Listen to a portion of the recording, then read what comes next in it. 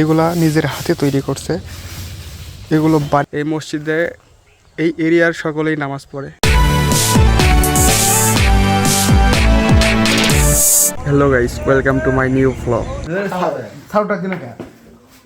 সকাল সকাল আছে এখন পর্যন্ত ছাড় গাইস। এখানে আম্মু চাউল ভেজে রাখছে, সেগুলো আমি খাচ্ছি এখন। এই যে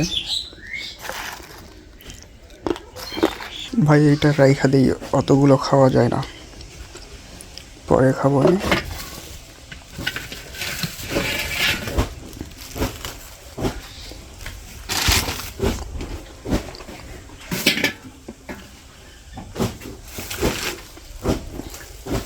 গাইস, চালের উপরে আম্মু আটা আর শুটকি শুকাইতে দিছে।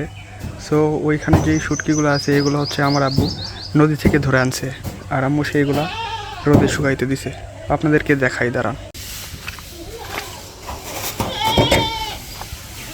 ভাই। এই যে এগুলা নিজের হাতে তৈরি করছে, এগুলো বাড়িতেই তৈরি করা, আর এগুলো নদী থেকে ধরে আনছে। এখানে রয়েছে আপনার সাতেন মাছ, তারপরে পুঁটি কয়েকটা। গাইস, এইটা লিচুর গাছ, লিচু ধরছে। এই দেখেন ছোট ছোট লিচু, এগুলো বড় হবে তারপরে খাওয়ার উপযুক্ত হবে। ছোট গাছ বড়, কিন্তু লিচু ছোট ছোট।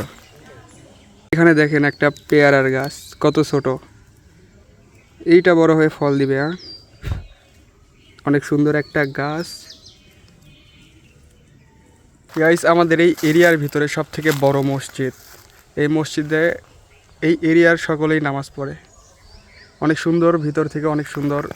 এখানে আপনার 5টা গম্বুজ দেওয়া সম্ভবত। এইখানে একটা, এই পাশে আরেকটা, মাঝখানে আর 2টা ওই সাইডে আছে। আর আমি যেই এরিয়ার ভিতরে দাঁড়িয়ে আছি, এইটা একটা স্মৃতিময় জায়গা। এইখানে ছোটোবেলায় অনেক খেলাধুলা করছি আমরা।